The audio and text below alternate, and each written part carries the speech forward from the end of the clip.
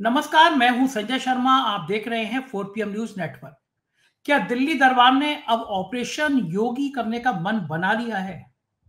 क्या तय कर लिया है कि अब वो वक्त आ गया है जब योगी आदित्यनाथ के खिलाफ माहौल तैयार कर दिया जाए? आपको याद होगा, कुछ साल पहले विधायकों ने विरोध किया था योगी आदित्यनाथ का, विधानसभा में धरने पर बैठ गए थे। हालत बड़ी खराब हो गई थी। संघ भागा भागा, BL संतोष भागे भागे की तरह मैनेज हुआ। और अब दिल्ली दरबार ने उसी तरह का क्या एक प्लान तैयार किया कि विधायकों को सुलगाया जाए, विधायकों को गर्म किया जाए। बताइए, भारतीय जनता पार्टी का एक विधायक कह रहा है कि पुलिस ने उसके कपड़े फाड़ डाले। वो कह रहा है कि मैं लखनऊ में चीफ सेक्रेटरी सस्पेंड नहीं किया गया तो मैं आग धाग कर लूंगा। रूलिंग पार्टी का विधायक। विपक्ष कह रहा है कि अब तक तो आम आदमी की बात नहीं सुनी जाती थी, अब तो बीजेपी के विधायकों के कपड़े फाड़े जा रहे हैं, मौका भी मिला है। तो खेल क्या है?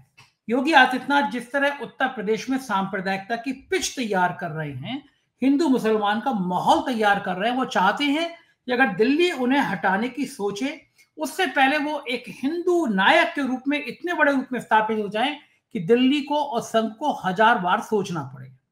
बहुत तलवार की धार पे चल रही है राजनीति। भारतीय जनता पार्टी का राष्ट्रीय अध्यक्ष संभवतः उसके नाम की घोषणा 8-10 दिन में हो जाएगी। वो मोदी के पसंद का होगा, मोदी के खिलाफ होगा, इसकी निगाह बनी हुई है। 75 साल होने के बाद मोदी कुर्सी पर रहेंगे या नहीं रहेंगे, इसकी चर्चा है। इस बीच में योगी आदित्यनाथ की इस तरह विधायकों की घेराबंदी करने के पीछे क्या है ऑपरेशन मोदी और शाह, इसकी चर्चा करेंगे। पश्चिमी उत्तर प्रदेश के तेज तर्रार पत्रकार राशिद जहीर, इन सारे मुद्दों में बातचीत करेंगे। चलते हैं राशिद भाई के पास। पहले चैनल को सब्सक्राइब और ज्वाइन करिए, फिर सुनते हैं राशिद की बातचीत। राशिद भाई, फिर से उत्तर प्रदेश में गजब हो रहा है। फिर आपको याद होगा, कुछ साल पहले उत्तर प्रदेश की विधानसभा में 150-200 विधायक बैठ गए थे योगी आदित्यनाथ के खिलाफ धरने पर। बड़ी मुश्किल से पसीने आ गए थे सरकार को। पहला बार ऐसा हुआ था कि अपनी ही सरकार में विधायक इकट्ठे होकर मुख्यमंत्री के खिलाफ बैठ गए। इधर दिल्ली में और लखनऊ में, दिल्ली दरबार और लखनऊ यूपी दरबार में जो चल रहा है वो किसी से छुपा नहीं। अमित शाह एक का बस चले तो एक दिन वो योगी आदित्यनाथ को मुख्यमंत्री ना रहने दें। मैंने बहुत दिन पहले वीडियो बनाया तो मैंने उसमें कहा था कि अमित शाह जी की या दिल्ली दरबार की रणनीति यही होगी कि जब योगी आदित्यनाथ को कमजोर करना है तो विधायकों का विरोध कराया जाए और योगी आदित्यनाथ से कहा जाए विधायक संभालो। अब योगी आदित्यनाथ जनता में तो लोकप्रिय है लेकिन विधायकों में लोकप्रिय नहीं है, सब जानते हैं। तो विधायकों की घेराबंदी करके फिर कहा जाए कि अब संभालो अपने विधायक, और विधायक योगी आदित्यनाथ संभाल नहीं पाएंगे, ये बात भी बिल्कुल तय है। और यही बात मैंने जो कही वो सामने आ रही है कि नंद किशोर गुर्जर, गाजियाबाद के विधायक है ना नंद किशोर गुर्जर, वो बैठ गए वहां पे धरने पे और पुलिस ने उनके कपड़े वपड़े फाड़ डाले, ऐसा आरोप है। और भाई कह रहे हैं कि 28 तारीख तक तो कथा चल रही है यहाँ पे, 28 तारीख के बाद मैं आऊंगा लखनऊ में और चीफ सेक्रेटरी को सस्पेंड नहीं किया गया, सीधा चीफ सेक्रेटरी, तो अपनी जान दे दूंगा। और वो जो विपक्ष का विधायक नहीं कह रहा अपनी जान दे दूंगा, ये सत्ता पक्ष का विधायक कह रहा है अपनी जान दे दूंगा। आपको समझ में आ रहा है खेल? क्या ये दिल्ली दरबार जो मैं कह रहा था वही हो रहा है कि योगी आदित्यनाथ की घेराबंदी शुरू हो रही है? एक विधायक रूलिंग पार्टी का कह रहा है कि मैं अपनी जान दे दूंगा, चीफ सेक्रेटरी सस्पेंड नहीं हुआ। पुलिस के ऊपर आरोप है कि पुलिस ने विधायक के कपड़े फाड़ डाले, बीजेपी के विधायक के। मतलब तस्वीरें ऐसी हैं जो बड़ा अजीब सा चित्र प्रस्तुत कर रही हैं उत्तर प्रदेश में। खेल क्या लग रहा है? आपकी पॉलिटिकल जानकारी बहुत दुरुस्त रहती है, पश्चिमी उत्तर प्रदेश का मामला है, आप जुड़े भी हैं वहां से, सीन क्या है?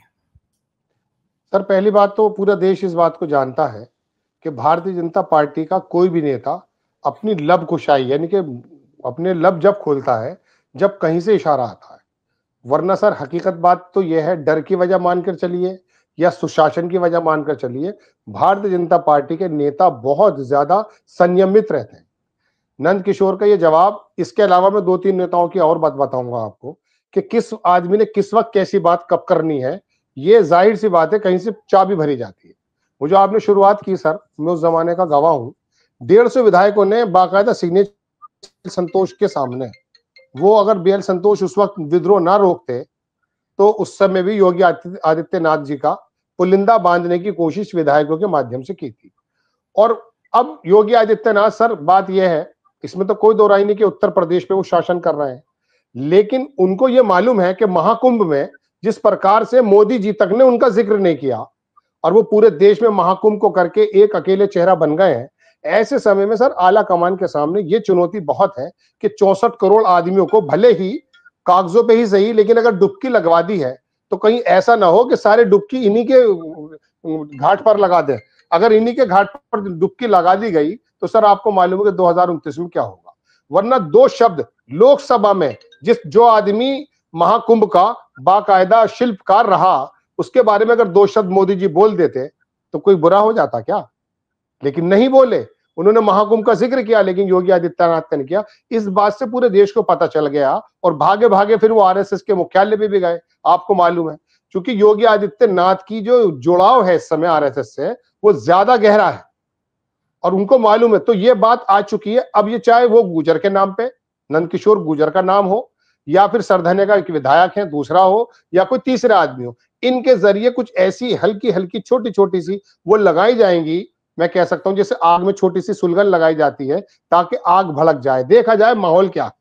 तो ये नंदकिशोर गुर्जर जो कह रहे हैं अपनी सरकार के खिलाफ कि मैं आत्मदाह कर लूंगा और 28 मार्च तक वो चलेगा, और ये इनका रोल भी किस प्रकार का रहा है, पहले भी ये अक्सर जो है सरकार को यानी कि यूपी सरकार को घेरे में डालते रहे हैं। तो ऐसे समय में इनका ये जवाब देना कि मैं चीफ सेक्रेटरी के आगे आत्महत्या कर लूंगा, बिल्कुल साफ नजर आ रहा है। लोनी का विधायक लखनऊ में जाकर के ये काम कर रहा है। अरे लोनी से 4 किलोमीटर अमित शाह का घर है, आप वहां चले जाओ बॉर्डर कूद करके, देयर इज नो प्रॉब्लम। और जहां की आप बात करो तो है बॉर्डर, लोनी बॉर्डर जो है वो यही तो है। गाय का मसला हो, गौकशी का मसला हो, मुर्गे की दुकानें बंद करना हो, ये तमाम काम नंदकिशोर गुर्जर बाकायदा लॉ एंड ऑर्डर पर आवाज उठाते रहे और ये जताते रहे कि सब कुछ सही नहीं है। एक मर्तबा तो सर मैं आपको एक बात बताता हूं, वहां पर एक दरोगा इंस्पेक्टर था, उसका नाम मेरे जहन से निकल रहा है, मैं जानता हूं उसको। उस आदमी ने लोनी के इसी जगह क्षेत्र में 7 आदमियों के घुटने में गोली मारी और 7 आदमियों के घुटने में, एक ही घुटने में एक ही तरफ। उस वक्त भी ये जो है नरेश ये गुर्जर साहब जो है कूद कर आए और आकर बोले कि गौ रक्षकों की रक्षा तो मैं करूंगा और ये सरकार नहीं कर पा रही है, ये नहीं कर पा रही है। पता चला वो जो बंदा था, जो एसओ था, वो उनका रिश्तेदार था। कहने का मतलब, हालांकि वो त्यागी लगाता है मेरे ख्याल से अपने आगे, लेकिन मेरे कहने का मतलब आपस में कॉन्टेक्ट थे, वो एक प्लान था।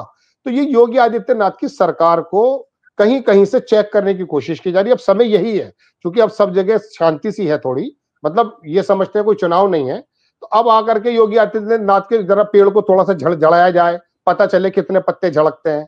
लेकिन योगी आदित्यनाथ भी, एक बात मैं बता दूं सर आपको, अमिताभ बच्चन के लड़के की एक फिल्म आई थी गुरु, उसके अंदर अभिषेक बच्चन कचहरी में ये कहता है कि हमारी आपने एंट्री नहीं होनी थी बाजार में, हमने पैर अड़ा दिया दरवाजे में, अब आप हमें हटा नहीं सकते। तो सर योगी आदित्यनाथ ने पैर अड़ा रखा है बहुत जबरदस्त, वो अगली टर्म में बताऊंगा। जी सर, बिल्कुल ठीक बात है। पहले मैं अपने दर्शकों को सुनवाता हूं कि नंदकिशोर गुर्जर ने भारतीय जनता पार्टी के जो विधायक हैं उनका दर्द क्या है, उनकी पीड़ा क्या है, सुनिए और फिर बातचीत हम लोग आगे जारी रखें। बता दिया था कथा के बाद मैं चुनौती देना चाहता हूं कि दिल्ली पुलिस को, चीफ सेक्रेटरी अगर तेरी माँ ने दूध पिलाया है कमिश्नर तेरी माँ ने दूध पिलाया, तो कथा के बाद गाजियाबाद कहीं तय कर लेना, तेरी गोलियां होंगी, हमारे सीधे होंगे, यहां से लेकर के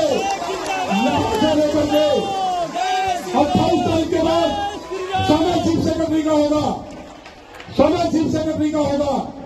माननीय योगी जी ने हमसे मना किया था, बोलना नहीं है, हम चुप थे, पुलिस अन्याय कर रही थी, मेरे कार्यकर्ता को करीब 11,000 रुपए देकर छोड़ा, मैं बोला नहीं। एक कार्यकर्ता को धोनी बोलो थाने के इंस्पेक्टर ने पैसे देकर छोड़ा, मैं बोला नहीं।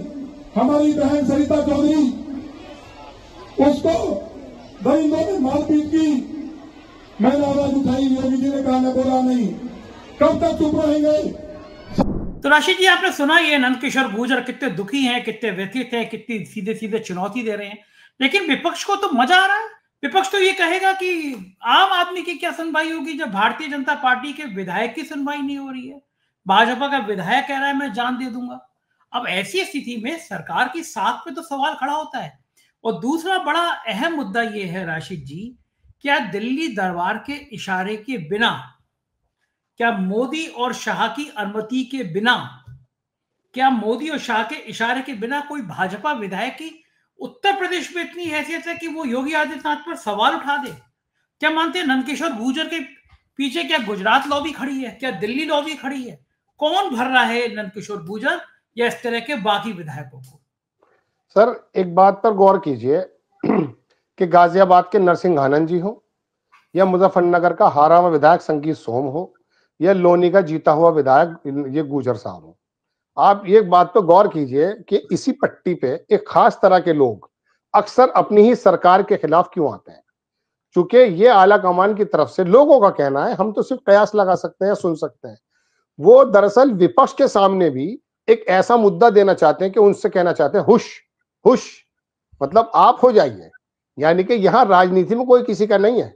वो योगी आदित्यनाथ को डायरेक्टली ना करके किसी भी विधायक को और खास करके इस पट्टी के लोगों को इस तरह से कर देना, उनका मकसद सिर्फ इतना ही होता है कि आप थोड़ा सा योगी आदित्यनाथ को हिलाइए, चूंकि तो बहुत मजबूत होते जा रहे हैं, ये मजबूत इतने होते जा रहे हैं जैसे मैंने अभी पिछले वक्तव्य में आपके सामने कहा। तो ऐसा हो नहीं सकता। गुजर साहब जो है, नरेश गुजर साहब, ये लोनी के ही विधायक हैं, मतलब ये लखनऊ तक की अगर बात कर रहे हैं। कल आपने देखा संगीत सोम का वो बयान, संगीत सोम का बयान का मतलब क्या है? जब आप लॉ एंड ऑर्डर के मुताबिक सही चल रहा है, शासन ठीक ठाक चल रहा है, सब कुछ चंगा सी हो रहा है, योगी आदित्यनाथ अकेले काफी अपना हिंदुत्व को दिखाने के लिए, आप आकर के ऐसे बयान छोड़ेंगे जिससे अखिलेश यादव या कांग्रेस के नेता या मायावती के नेता, अगर उनके अंदर जान बची है तो वो लोग आकर के मैदान में आ जाएं और योगी आदित्यनाथ को घेराव करने लगे और केंद्र उसको आराम से देखने लगे और फिर कहेगा हम देख रहे हैं सब कुछ भी कर रहे हैं। मैं फिर बता रहा हूं ना, ये काम होते रहेंगे सर जब तक ये 2027 के इलेक्शन होते हैं या आने वाले वक्त में। तो योगी आदित्यनाथ को तो जाहिर सी बात है सर, वो समर्थन नहीं मिल पाता। इसके तो बारे में देश के बड़े बड़े पत्रकार इस बारे में डिस्कशन कर रहे थे सर कि मोदी जी 11 वर्षों में कभी वहां पहुंचे नहीं। बल्कि एक सर मैं आपको बात बताता हूं कि मोहन भागवत ने एक मर्तबा खुद ये कहा, 3-4 साल पुरानी बात है, मैं मुंबई में काम करता था जब, कि जब भी महाराष्ट्र में मोदी जी आए तो उन्हें नागपुर आना चाहिए। तो मोदी जी ने उसमें यह कहा कि मैं 2 साल बड़ा हूं मोहन भागवत से, तो लिहाजा वो आ जाए मुझसे मिलने, मैं नहीं जा पाऊंगा। ऐसी क्या स्थिति हो गई है कि खास उस दिन जब हिंदू वर्ष शुरू होने जा रहा है और वो वहां पर जो है, कौन सा आश्रम कहते हैं, ऋषभ आश्रम है क्या कहते हैं उसको, वहां पर वो जा रहे हैं, उनको मालूम पड़ गया स्थिति डावाडोल है। हरियाणा हो या मध्य मुंबई महाराष्ट्र या दूसरी जगह दिल्ली, वहां ये जाहिर कर दिया आरएसएस ने कि दरअसल जिताने वाले हम लोग हैं। एक खबर के मुताबिक 50,000, एक खबर के मुताबिक 1.5 लाख। ड्राइंग रूम बैठक, सुबह सुबह शाखा से लोग निकले 4, 6, 8 और उन्होंने जाकर के संजय सर जी का दरवाजा खटखटाया, वहां चाय पी और बात की। ड्राइंग रूम बैठक, बताइए कोई सुन सकता है? कितने एलिट क्लास में काम कर रहे हैं। तो ये लोग ये कहते हैं हम ही जिता रहे हैं। अब मोदी जी को भी दिखाई दे गया कि अगर ये जिता रहे हैं, भाजपा अध्यक्ष भी ये तय करेंगे, तो 2029 में मेरी भी जो है थोड़ी डामाडोल स्थिति, तो ऐसे में क्या करें? अब अगला ही नाम आता कि योगी जी की बड़ी जबरदस्त पोजीशन है आरएसएस में, वो पसंद करती है उनको हिंदुत्व के चेहरे के मुताबिक। तो अब उन्होंने बैठ के सिर जोड़ा और क्या है कि इसको तो थोड़ा हिलाओ। तो सर ये ऐसा नहीं हो सकता कि ये आकर के कपड़े, अब बताइए वो दरोगा ये कह रहा कि मेरे साथ बहुत ज्यादा अभद्रता की है, मुझे ऐसा है, उसने कहा मेरे साथ बदतमीजी की, और सर ये करते भी हैं। इस आदमी का वहां पर इस तरह का वर्चस्व चलता है कि ये वहां पर जाके बेलगाम आदमी है, तो वहां ये काम भी ऐसा करता है, इसमें कोई दो राय नहीं। लेकिन अब आकर के सीधे लखनऊ की बात कह देना, तो ये तो कोई भी आदमी समझ सकता कि लखनऊ में क्यों आ रहे हैं, ये मकसद क्या है योगी जी के सामने वो बार बार। अच्छा ये एक बार नहीं हुआ, ये मैंने आपको पहले ही बताया, ये हर बार करते हैं। कभी मुर्गे की दुकानें बंद लेकर के शासन को कैद घेरते हैं, कभी गौरक्षा के नाम पे घेरते हैं सर ये। तो ये तो जाहिर सी बात है कि योगी आदित्यनाथ को कमजोर करने की या उनको हिलाने की बात है। लेकिन ये सिर्फ ऐसा है कि जैसे नदी के अंदर कंकड़ मार के देखा जाता है कि गहराई कितनी है। जी राशि भाई, योगी आदित्यनाथ भी कम नहीं है। उन्होंने भी देखा कि कुंभ के बाद जब दिल्ली उनकी घेराबंदी कर रही है, कुंभ में जो भगदड़ मची थी, उनके मरने वालों की संख्या नहीं बता रहे थे, सबसे पहले हम लोगों ने बताया। तो योगी का ट्वीट आया नहीं, मोदी जी का ट्वीट पहले आ गया श्रद्धांजलि देने के लिए। और जैसे आपने बताया कि लोकसभा में उन्होंने, मोदी जी ने योगी का नाम नहीं लिया। इसका मतलब तलवारें तो दोनों तरफ से खिंच गई हैं। मामला तो अब आर पार के स्थिति में आ गया है कि या तो इधर की होगी या उधर की होगी।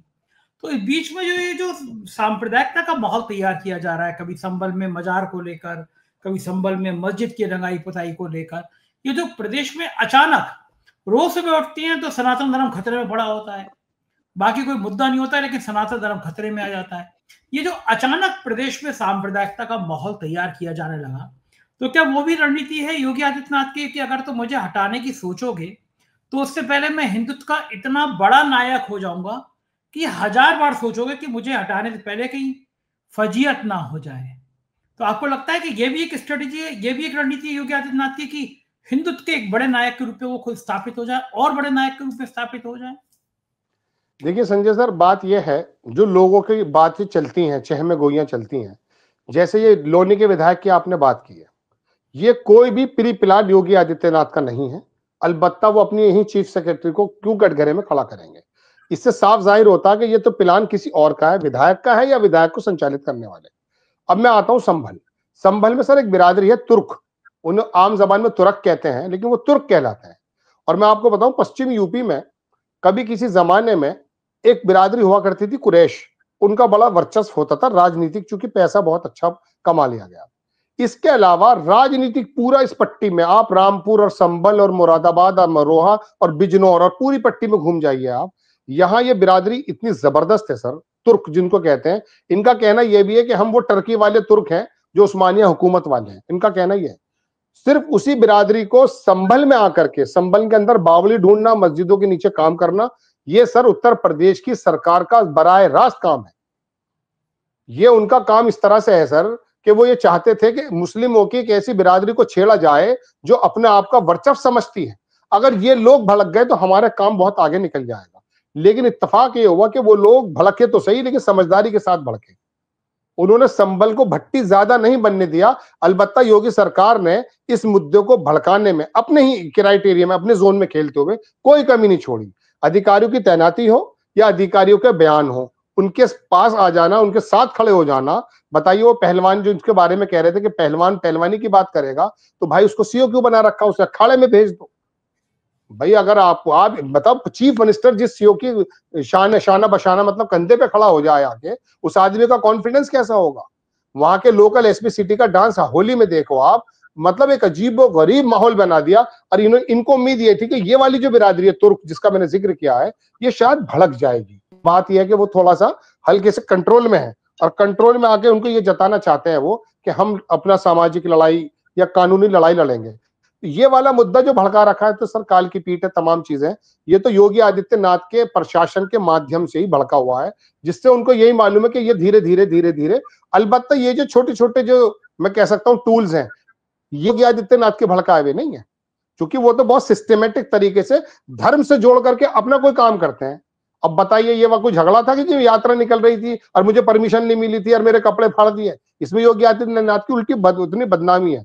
लेकिन योगी आदित्यनाथ महाकुंभ हो सर या संभल वाला मामला हो, बहुत सिस्टमेटिक बुलडोजर वाला मामला हो, ढंग के मामले लेकर आते हैं। ये टटपूंज, ये जो आम जबान में कहते हैं, ऐसे मामले योगी आदित्यनाथ नहीं लाते। वो अतीक खान जैसे आदमियों को डील करते हैं, वो संभल को डील करते हैं, वो महाकुंभ को डील करते हैं। वो बड़े लेवल के नेता, बड़े लेवल के ही उनके टूल्स हैं। ये छोटे मोटे टूल्स तो कहीं और से आए हुए हैं।